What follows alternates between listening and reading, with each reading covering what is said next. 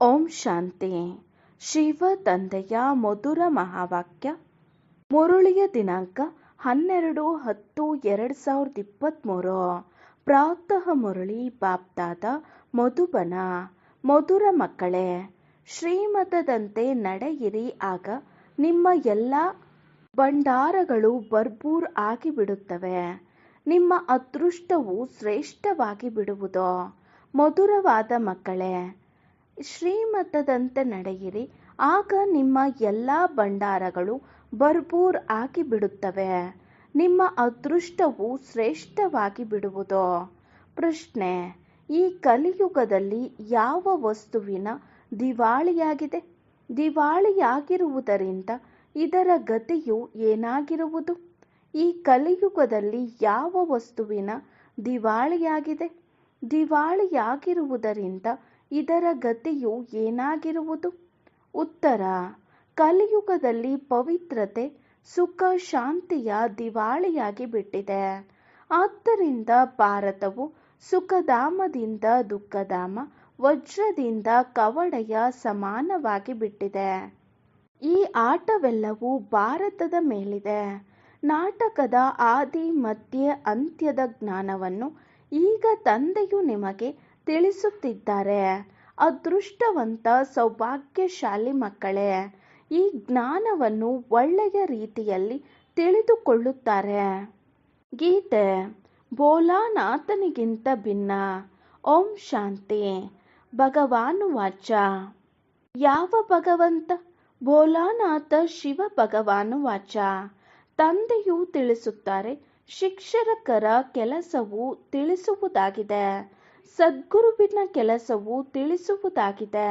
ಶಿವ ತಂದೆಯನ್ನೇ ಸತ್ಯ ತಂದೆ ಭೋಲಾನಾಥನೆಂದು ಹೇಳಲಾಗುತ್ತದೆ. ಶಂಕರನಿಗೆ ಭೋಲಾ ಅಥವಾ ಮುಗ್ಧನೆಂದು ಹೇಳುವುದಿಲ್ಲ. ಶಂಕರನು ಕಣ್ಣು ತೆರೆದನು, ಸೃಷ್ಟಿಯು ಭಸ್ಮವಾಯಿತು ಎಂದು ಹೇಳುತ್ತಾರೆ. ಆದರೆ ಭೋಲಾ ಭಂಡಾರಿ ಅರ್ಥಾತ್ ಭಂಡಾರವನ್ನು ಭರ್ಪೂರ್ ಮಾಡುವವರೆಂದು ಶಿವನಿಗೆ ಹೇಳಲಾಗುತ್ತದೆ. ಅಂದಾಗ ಯಾವ ಭಂಡಾರ? ಹಣ, ಆಸ್ತಿ, ಸುಖ, ಶಾಂತಿಯ ಭಂಡಾರ.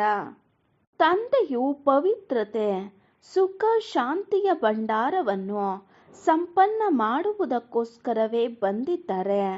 ಕಲಿಯುಗದಲ್ಲಿ ಪವಿತ್ರತೆ, ಸುಖ, ಶಾಂತಿಯ ದಿವಾಳಿಯಾಗಿದೆ. ಏಕೆಂದರೆ ರಾವಣನು ಶಾಪ ಕೊಟ್ಟಿದ್ದಾನೆ. ಎಲ್ಲರೂ ಶೋಕವಾಟಿಕೆಯಲ್ಲಿ ಅಳುತ್ತಾ ಚೀರಾಡುತ್ತಿರುತ್ತಾರೆ. ಭೋಲಾನಾಥ ಶಿವ ತಂದೆಯು ಕುಳಿತು ಸೃಷ್ಟಿಯ ಆದಿ ಮಧ್ಯೆ ಅಂತ್ಯದ ರಹಸ್ಯವನ್ನು ತಿಳಿಸುತ್ತಾರೆ. ಅಂದರೆ ನೀವು ಮಕ್ಕಳನ್ನು ತ್ರಿಕಾಲದರ್ಶಿಗಳನ್ನಾಗಿ ಮಾಡುತ್ತಾರೆ.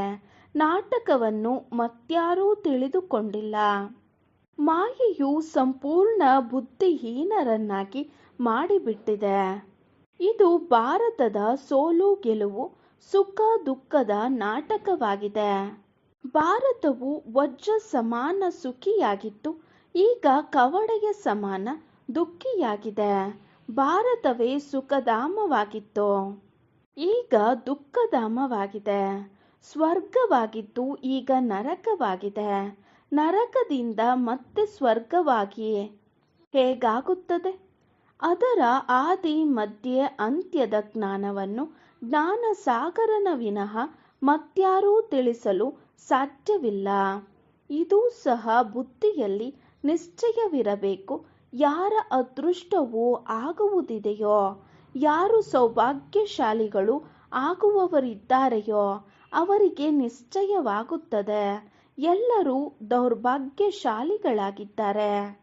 ದೌರ್ಭಾಗ್ಯಶಾಲಿಗಳು ಎಂದರೆ ಅದೃಷ್ಟವು ಹಾಳಾಗಿದೆ, ಭ್ರಷ್ಟಾಚಾರಿಗಳಾಗಿದ್ದಾರೆ. ತಂದೆಯು ಬಂದು ಶ್ರೇಷ್ಠಾಚಾರಿಗಳನ್ನಾಗಿ ಮಾಡುತ್ತಾರೆ. ಆದರೆ ಅಂತಹ ತಂದೆಯನ್ನು ಸಹ ಕೆಲವರು ಪರಿಶ್ರಮದಿಂದ ಅರಿತುಕೊಳ್ಳುತ್ತಾರೆ. ಏಕೆಂದರೆ ಅವರಿಗೆ ಶರೀರವಿಲ್ಲ. ಪರಮ ಆತ್ಮ ಮಾತನಾಡುತ್ತಾರೆ. ಪಾವನ ಆತ್ಮಗಳು ಸತ್ಯಯುಗದಲ್ಲಿ ಇರುತ್ತಾರೆ. ಪತಿತ ಆತ್ಮಗಳು ಕಲಿಯುಗದಲ್ಲಿ ಇರುತ್ತಾರೆ. ಅನೇಕ ಮನೋಕಾಮನೆಗಳನ್ನು ಇಟ್ಟುಕೊಂಡು ಜಗದಂಬನ ಬಳಿಗೆ ಹೋಗುತ್ತಾರೆ. ಆದರೆ ಏನೂ ತಿಳಿದುಕೊಂಡಿಲ್ಲ. ಆದರೂ ಸಹ ತಂದೆಯು ತಿಳಿಸುತ್ತಾರೆ, ಯಾರ್ಯಾರು ಯಾವ ಯಾವ ಭಾವನೆಯಿಂದ ಪೂಜೆ ಮಾಡುತ್ತಾರೆಯೋ ಅವರಿಗೆ ನಾನು ಅಲ್ಪಕಾಲದ ಕ್ಷಣಭಂಗೂರ ಫಲವನ್ನಂತೂ ಕೊಡುತ್ತೇನೆ. ಜಡಮೂರ್ತಿಯು ಎಂದೂ ಸಹ ಫಲವನ್ನು ಕೊಡಲು ಸಾಧ್ಯವಿಲ್ಲ. ಫಲ ಕೊಡುವವರು ಅಲ್ಪಕಾಲದ ಸುಖವನ್ನು ಕೊಡುವಂತಹವರು. ನಾನೇ ಆಗಿದ್ದೇನೆ ಮತ್ತು ಬೇಹದ್ದಿನ ಸುಖದಾತನು ನಾನೇ ಆಗಿದ್ದೇನೆ. ನಾನು ದುಃಖದಾತನಲ್ಲ, ನಾನಂತೂ ದುಃಖಹರ್ತ ಸುಖಕರ್ತನಾಗಿದ್ದೇನೆ. ನೀವು ಸುಖಧಾಮದಲ್ಲಿ ಸ್ವರ್ಗದ ಆಸ್ತಿಯನ್ನು ಪಡೆಯಲು ಬಂದಿದ್ದೀರಿ. ಇದರಲ್ಲಿ ಅನೇಕ ಪಥ್ಯಗಳಿವೆ.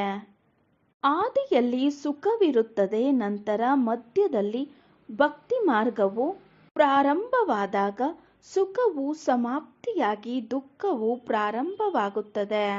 ನಂತರ ದೇವಿ ದೇವತೆಗಳು ವಾಮ ಮಾರ್ಗ ವಿಕಾರಿ ಮಾರ್ಗಕ್ಕೆ ಇಳಿಯುತ್ತಾರೆ.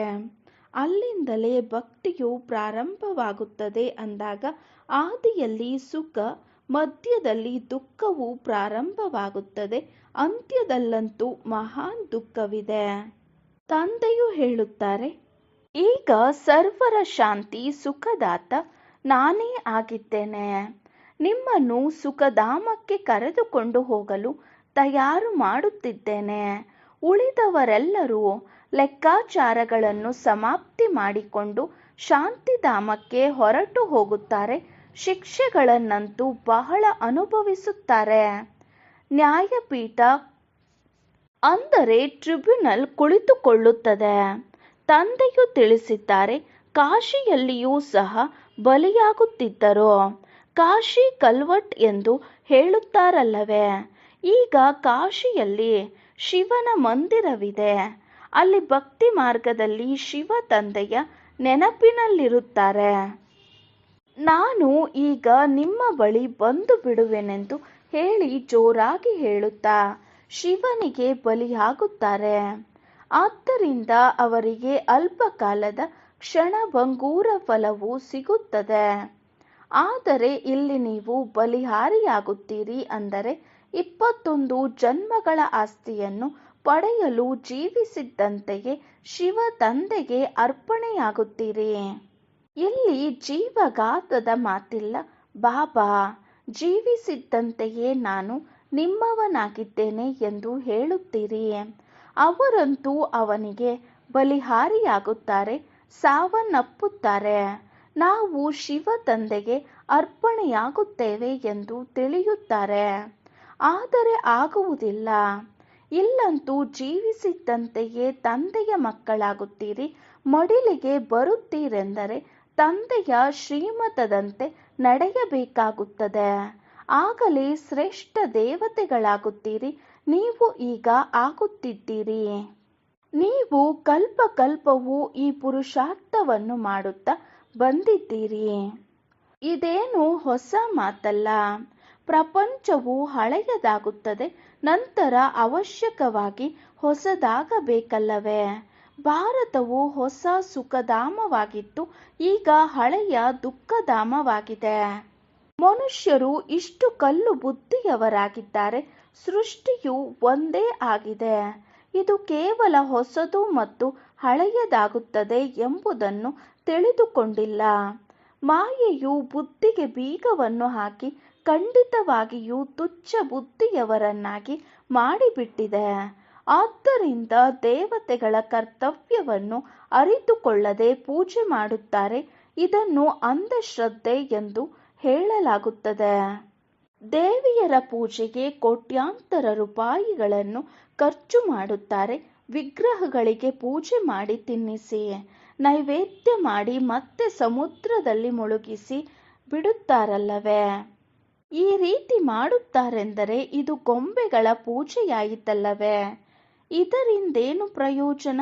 ಎಷ್ಟು ಆಡಂಬರದಿಂದ ಆಚರಿಸುತ್ತಾರೆ, ಖರ್ಚು ಮಾಡುತ್ತಾರೆ. ವಾರದ ನಂತರ ಸ್ಮಶಾನದಲ್ಲಿ ಹೆಣವನ್ನು ಹೂಳುವ ಹಾಗೆ ಸಮುದ್ರದಲ್ಲಿ ಮುಳುಗಿಸಿ ಬಿಡುತ್ತಾರೆ. ಭಗವಾನುವಾಚ, ಇದು ಆಸುರಿ ಸಂಪ್ರದಾಯದ ರಾಜ್ಯವಾಗಿದೆ. ನಾನು ನಿಮ್ಮನ್ನು ದೈವಿ ಸಂಪ್ರದಾಯದವರನ್ನಾಗಿ ಮಾಡುತ್ತೇನೆ. ಸಾಕಾರದಲ್ಲಿ ನೋಡದೇ ಇರುವುದರಿಂದ ಯಾರಿಗೇ ಆಗಲಿ ನಿಶ್ಚಯ ಕುಳಿತುಕೊಳ್ಳುವುದು ಬಹಳ ಕಷ್ಟ. ಆಗಾ ಖಾನ್ ಎನ್ನುವವರು ಸಾಕಾರದಲ್ಲಿ ಇದ್ದರು. ಆದುದರಿಂದ ಅವರಿಗೆ ಎಷ್ಟೊಂದು ಅನುಯಾಯಿಗಳು ಇದ್ದರು. ಅವರನ್ನು ಚಿನ್ನ ವಜ್ರಗಳಿಂದ ತುಲಾಭಾರ ಮಾಡುತ್ತಿದ್ದರು. ಇಷ್ಟೊಂದು ಮಹಿಮೆ ಯಾವುದೇ ಮಹಾರಾಜರಿಗೂ ಸಹ ಆಗುವುದಿಲ್ಲ. ಮಾಡುವುದಂತೂ ಏನೂ ಇಲ್ಲ. ಆದ್ದರಿಂದಲೇ ಇದಕ್ಕೆ ಅಂಧಶ್ರದ್ಧೆ ಎಂದು ಹೇಳಲಾಗುತ್ತದೆ ಎಂದು ತಂದೆಯು ತಿಳಿಸುತ್ತಾರೆ. ಏಕೆಂದರೆ ಈ ಸಮಯದಲ್ಲಿ ಶಾಶ್ವತ ಸುಖವಂತೂ ಯಾರಿಗೂ ಇಲ್ಲ. ಬಹಳ ಕೊಳಕರೂ ಇರುತ್ತಾರೆ. ದೊಡ್ಡ ದೊಡ್ಡ ವ್ಯಕ್ತಿಗಳಿಂದಲೂ ದೊಡ್ಡ ಪಾಪಗಳಾಗುತ್ತವೆ. ತಂದೆಯು ಹೇಳುತ್ತಾರೆ, ನಾನು ಬಡವರ ಬಂಧುವಾಗಿದ್ದೇನೆ. ಬಡವರಿಂದ ಇಷ್ಟೊಂದು ಪಾಪಗಳಾಗುವುದಿಲ್ಲ. ಈ ಸಮಯದಲ್ಲಿ ಎಲ್ಲರೂ ಪಾಪಾತ್ಮರಾಗಿದ್ದಾರೆ. ಈಗ ನಿಮಗೆ ಬೇಹದ್ದಿನ ತಂದೆಯು ಸಿಕ್ಕಿದ್ದಾರೆ. ಆದರೂ ಸಹ ಅವರನ್ನು ಗಳಿಗೆ ಗಳಿಗೆಯೂ ಮರೆತು ಹೋಗುತ್ತೀರಿ. ಅರೆ, ನೀವು ಆತ್ಮಗಳಾಗಿದ್ದೀರಲ್ಲವೇ? ಆತ್ಮವನ್ನು ಎಂದೂ ಯಾರೂ ನೋಡಿಲ್ಲ. ಆತ್ಮವು ನಕ್ಷತ್ರದಂತೆ ಭ್ರುಕುಟಿಯ ಮಧ್ಯದಲ್ಲಿರುತ್ತದೆ ಎಂದು ತಿಳಿಯುತ್ತಾರೆ. ಯಾವಾಗ ಆತ್ಮವು ಹೊರಟು ಹೋಗುತ್ತದೆಯೋ ಆಗ ಶರೀರವು ಸಮಾಪ್ತಿಯಾಗಿ ಬಿಡುತ್ತದೆ. ಆತ್ಮವು ನಕ್ಷತ್ರದ ಸಮಾನವಾಗಿದೆ ಎಂದರೆ ಅವಶ್ಯಕವಾಗಿ ನಾನಾತ್ಮನ ತಂದೆಯು ನಮ್ಮ ಹಾಗೆಯೇ ಇರುವರು. ಆದರೆ ಅವರು ಸುಖದ ಸಾಗರ, ಶಾಂತಿಯ ಸಾಗರರಾಗಿದ್ದಾರೆ. ನಿರಾಕಾರನು ಆಸ್ತಿಯನ್ನು ಹೇಗೆ ಕೊಡುವರು? ಅವಶ್ಯಕವಾಗಿ ಬಂದು ಭ್ರುಕುಟಿಯ ಮಧ್ಯಭಾಗದಲ್ಲಿ ಬಂದು ಕುಳಿತುಕೊಳ್ಳುತ್ತಾರೆ. ಆತ್ಮವು ಈಗ ಜ್ಞಾನ ಧಾರಣೆ ಮಾಡಿ ದುರ್ಗತಿಯಿಂದ ಸದ್ಗತಿಯಲ್ಲಿ ಹೋಗುತ್ತದೆ. ಈಗ ಯಾರು ಮಾಡುವರೋ ಅವರು ಪಡೆಯುವರು. ತಂದೆಯನ್ನು ನೆನಪು ಮಾಡಲಿಲ್ಲವೆಂದರೆ ಆಸ್ತಿಯನ್ನು ಪಡೆಯುವುದಿಲ್ಲ. ಯಾರನ್ನು ತಮ್ಮ ಸಮಾನ ಆಸ್ತಿಯನ್ನು ಪಡೆಯಲು ಯೋಗ್ಯರನ್ನಾಗಿ ಮಾಡಲಿಲ್ಲವೆಂದರೆ ಇವರು ನಯಾ ಪೈಸೆಯ ಪದವಿಯನ್ನು ಪಡೆಯುತ್ತಾರೆ ಎಂದು ಹೇಳುತ್ತಾರೆ. ಶ್ರೇಷ್ಠಾಚಾರಿ ಮತ್ತು ಭ್ರಷ್ಟಾಚಾರಿ ಎಂದು ಯಾರಿಗೆ ಹೇಳಲಾಗುತ್ತದೆ ಎಂದು ತಂದೆಯು ತಿಳಿಸುತ್ತಾರೆ. ಭಾರತದಲ್ಲಿಯೇ ಶ್ರೇಷ್ಠಾಚಾರಿ ದೇವತೆಗಳು ಇದ್ದು ಹೋಗಿದ್ದರು. ಹೆವಿನ್ಲಿ ಗಾಡ್ ಫಾದರ್ ಎಂದು ಗಾಯನ ಮಾಡುತ್ತಾರೆ. ಆದರೆ ಆ ಸ್ವರ್ಗದ ರಚಯಿತ ತಂದೆಯು ಯಾವಾಗ ಬಂದು ಸೃಷ್ಟಿಯನ್ನು ಸ್ವರ್ಗವನ್ನಾಗಿ ಮಾಡುತ್ತಾರೆಂದು ತಿಳಿದುಕೊಂಡಿಲ್ಲ. ನಿಮಗೆ ಗೊತ್ತಿದೆ, ಪುರುಷಾರ್ಥವನ್ನು ಕೇವಲ ನೀವು ಪೂರ್ಣ ಮಾಡುವುದಿಲ್ಲ. ಆದರೆ ಅದು ಡ್ರಾಮಾನುಸಾರ ಆಗಲೇಬೇಕಾಗಿದೆ. ಯಾರ ಅದೃಷ್ಟದಲ್ಲಿ ಎಷ್ಟಿರುತ್ತದೆಯೋ ಅಷ್ಟೇ ಪಡೆಯುತ್ತೀರಿ. ಒಂದು ವೇಳೆ ತಂದೆಯೊಂದಿಗೆ ಯಾರಾದರೂ ಕೇಳಿದರೆ ತಂದೆಯು ಈ ಚಲನೆಯಲ್ಲಿ ನಿಮ್ಮ ಶರೀರವು ಬಿಟ್ಟು ಹೋದರೆ ನೀವು ಇಂತಹ ಪದವಿಯನ್ನು ಪಡೆಯುತ್ತೀರಿ ಎಂದು ತಿಳಿಸಬಲ್ಲರು. ಆದರೆ ಕೇಳುವ ಸಾಹಸವನ್ನು ಯಾರೂ ಮಾಡುವುದಿಲ್ಲ. ಯಾರು ಒಳ್ಳೆಯ ಪುರುಷಾರ್ಥ ಮಾಡುತ್ತಾರೆಯೋ ಅವರು ನಾವು ಎಷ್ಟು ಜನ ಅಂಧರ ಊರುಗೋಲಾಗುತ್ತೇವೆ ಎಂಬುದನ್ನು ತಿಳಿದುಕೊಳ್ಳಬಹುದು. ತಂದೆಯೂ ಸಹ ಇವರು ಒಳ್ಳೆಯ ಪದವಿಯನ್ನು ಪಡೆಯುತ್ತಾರೆ ಎಂದು ತಿಳಿಯುತ್ತಾರೆ. ಈ ಮಗು ಏನೂ ಸರ್ವೀಸ್ ಮಾಡುವುದಿಲ್ಲ ಎಂದರೆ ಅಲ್ಲಿಯೂ ಸಹ ಹೋಗಿ ದಾಸದಾಸಿಯರಾಗುತ್ತಾರೆ ಎಂದುಕೊಳ್ಳುತ್ತಾರೆ. ಕಸ ಗುಡಿಸುವವರು, ಕೃಷ್ಣನ ಪಾಲನೆ ಮಾಡುವವರು, ಮಹಾರಾಣಿಯ ಶೃಂಗಾರ ಮಾಡುವ ದಾಸದಾಸಿಯರು ಇರುತ್ತಾರಲ್ಲವೇ, ಅವರು ಪಾವನ ರಾಜರಾಗಿದ್ದಾರೆ. ಇವರು ಪತಿತ ರಾಜರಾಗಿದ್ದಾರೆ. ಪತಿತ ರಾಜರು ಪಾವನ ರಾಜರ ಮಂದಿರವನ್ನು ಮಾಡಿ ಅವರ ಪೂಜೆ ಮಾಡುತ್ತಾರೆ. ಆದರೆ ಏನನ್ನೂ ತಿಳಿದುಕೊಂಡಿಲ್ಲ. ಬಿರ್ಲಾ ಮಂದಿರವು ಎಷ್ಟು ದೊಡ್ಡದಾಗಿದೆ. ಎಷ್ಟೊಂದು ಲಕ್ಷ್ಮೀನಾರಾಯಣರ ಮಂದಿರಗಳನ್ನು ಮಾಡಿಸುತ್ತಾರೆ. ಆದರೆ ಲಕ್ಷ್ಮೀನಾರಾಯಣರು ಯಾರೆಂಬುದನ್ನು ತಿಳಿದುಕೊಂಡಿಲ್ಲ. ನಂತರ ಅವರಿಗೆ ಎಷ್ಟು ಲಾಭವೂ ಸಿಗಬಹುದು. ಅಲ್ಪಕಾಲದ ಸುಖ ಜಗದಂಬನ ಬಳಿ ಹೋಗುತ್ತಾರೆ. ಆದರೆ ಈ ಜಗದಂಬಾರವರೇ ಲಕ್ಷ್ಮಿಯಾಗುತ್ತಾರೆ ಎಂಬುದನ್ನು ತಿಳಿದುಕೊಂಡಿಲ್ಲ. ಈ ಸಮಯದಲ್ಲಿ ನೀವು ಜಗದಂಬೆಯಿಂದ ವಿಶ್ವದ ಎಲ್ಲ ಮನೋಕಾಮನೆಗಳನ್ನು ಪೂರ್ಣ ಮಾಡುತ್ತಿದ್ದೀರಿ. ವಿಶ್ವದ ರಾಜ್ಯ ಭಾಗ್ಯವನ್ನು ಪಡೆಯುತ್ತಿದ್ದೀರಿ. ಜಗದಂಬಾರವರು ನಿಮಗೆ ಓದಿಸುತ್ತಿದ್ದಾರೆ. ಅವರೇ ನಂತರ ಲಕ್ಷ್ಮಿಯಾಗುತ್ತಾರೆ. ಅವರಿಂದಲೇ ಮನುಷ್ಯರು ವರ್ಷವೂ ಬೇಡುತ್ತಿರುತ್ತಾರೆ. ಎಷ್ಟೊಂದು ಅಂತರವಿದೆ. ಲಕ್ಷ್ಮಿಯಿಂದ ಪ್ರತಿ ವರ್ಷವೂ ಹಣದ ಭಿಕ್ಷೆಯನ್ನು ಬೇಡುತ್ತಾರೆ. ನಮಗೆ ಮಕ್ಕಳು ಬೇಕು ಅಥವಾ ಕಾಯಿಲೆಯನ್ನು ದೂರ ಮಾಡು ಎಂದು ಲಕ್ಷ್ಮಿಗೆ ಕೇಳುವುದಿಲ್ಲ. ಕೇವಲ ಲಕ್ಷ್ಮಿಯ ಬಳಿ ಹಣವನ್ನು ಕೇಳುತ್ತಾರೆ. ಹೆಸರೇ ಆಗಿದೆ ಲಕ್ಷ್ಮೀ ಪೂಜೆ. ಜಗದಂಬನಿಂದಂತೂ ಬಹಳ ಬೇಡುತ್ತಾರೆ. ಏಕೆಂದರೆ ಅವರು ಎಲ್ಲ ಮನೋಕಾಮನೆಗಳನ್ನು ಪೂರ್ಣ ಮಾಡುವವರಾಗಿದ್ದಾರೆ. ಈಗ ನಿಮಗೆ ಜಗದಂಬನಿಂದ ಸ್ವರ್ಗದ ರಾಜ್ಯ ಭಾಗ್ಯವು ಸಿಗುತ್ತದೆ. ಲಕ್ಷ್ಮಿಯಿಂದ ಪ್ರತಿ ವರ್ಷವೂ ಅಲ್ಪ ಸ್ವಲ್ಪ ಧನವು ಸಿಗುತ್ತದೆ. ಆದ್ದರಿಂದಲೇ ಪ್ರತಿ ವರ್ಷವೂ ಪೂಜಿಸುತ್ತಾರೆ. ಹಣ ನೀಡುವವರೆಂದು ಹೇಳುತ್ತಾರೆ. ಹಣದಿಂದ ಮತ್ತೆ ಪಾಪಗಳನ್ನು ಮಾಡುತ್ತಿರುತ್ತಾರೆ.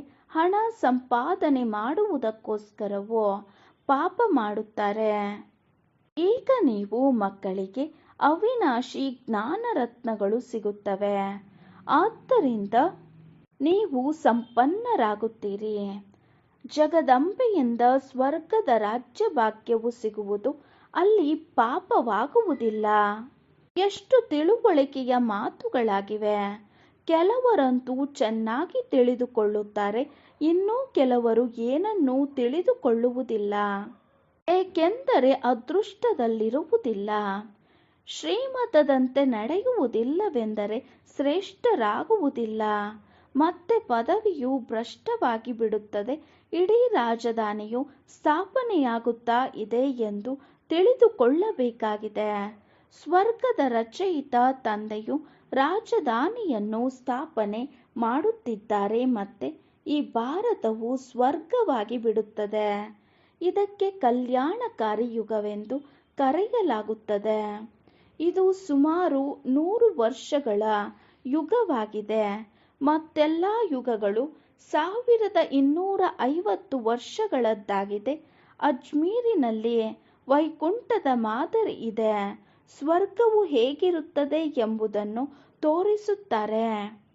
ಸ್ವರ್ಗವಂತೂ ಅವಶ್ಯಕವಾಗಿ ಇಲ್ಲಿಯೇ ಆಗುವುದಲ್ಲವೇ? ಸ್ವಲ್ಪ ಕೇಳಿ ಹೋದರೂ ಸಹ ಸ್ವರ್ಗದಲ್ಲಿ ಬರುತ್ತಾರೆ. ಆದರೆ ಓದದೇ ಇದ್ದರೆ ಕಾಡು ಜನರಿದ್ದ ಹಾಗೆ ಪೂಜೆಗಳು ಮಾಡುತ್ತಾ ಇರುತ್ತಾರೆ. ಇವರು ಕಾಡು ಜನರಿದ್ದ ಹಾಗೆ ಪ್ರಜೆಗಳೂ ಸಹ ನಂಬರ್ ವಾರ್ ಇರುತ್ತಾರಲ್ಲವೇ? ಆದರೆ ಅಲ್ಲಿ ಬಡವರು ಸಾಹುಕಾರರು ಎಲ್ಲರಿಗೂ ಸುಖವಿರುತ್ತದೆ. ಇಲ್ಲಂತೂ ದುಃಖವೇ ದುಃಖವಿದೆ. ಭಾರತವು ಸತ್ಯಯುಗದಲ್ಲಿ ಸುಖಧಾಮವಾಗಿತ್ತು. ಕಲಿಯುಗದಲ್ಲಿ ದುಃಖಧಾಮವಾಗಿದೆ. ಈ ವಿಶ್ವದ ಇತಿಹಾಸ ಭೂಗೋಳವು ಪುನರಾವರ್ತನೆಯಾಗಲಿದೆ. ಭಗವಂತ ಒಬ್ಬರೇ ಆಗಿದ್ದಾರೆ. ವಿಶ್ವವು ಒಂದೇ ಆಗಿದೆ. ಹೊಸ ವಿಶ್ವದಲ್ಲಿ ಮೊದಲು ಭಾರತವೇ ಇರುತ್ತದೆ. ಈಗ ಭಾರತವು ಹಳೆಯದಾಗಿದೆ. ಯಾವುದು ಮತ್ತೆ ಹೊಸದಾಗಲಿದೆ? ಈ ವಿಶ್ವದ ಇತಿಹಾಸ ಭೂಗೋಳವು ಹೀಗೆ ಪುನರಾವರ್ತನೆಯಾಗುತ್ತಾ ಇರುತ್ತದೆ. ಮತ್ಯಾರೂ ಈ ಮಾತುಗಳನ್ನು ತಿಳಿದುಕೊಂಡಿಲ್ಲ. ಎಲ್ಲರೂ ಒಂದೇ ರೀತಿ ಇರುವುದಿಲ್ಲ. ಪದವಿಗಳು ಅಲ್ಲಿಯೂ ಇರುತ್ತವೆ. ಅಲ್ಲಿ ಸಿಪಾಯಿಗಳಿರುವುದಿಲ್ಲ. ಏಕೆಂದರೆ ಅಲ್ಲಿ ಹೆದರಿಕೆ ಇರುವುದಿಲ್ಲ. ಇಲ್ಲಂತೂ ಭಯವಿರುವ ಕಾರಣ ಸಿಪಾಯಿ ಮುಂತಾದವರನ್ನು ಇಡುತ್ತಾರೆ.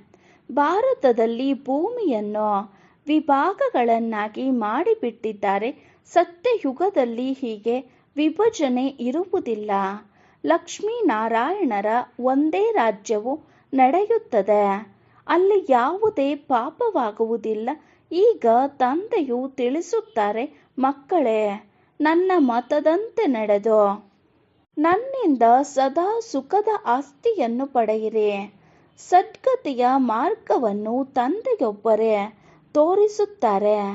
ಇದು ಶಿವಶಕ್ತಿ ಸೇನೆಯಾಗಿದೆ.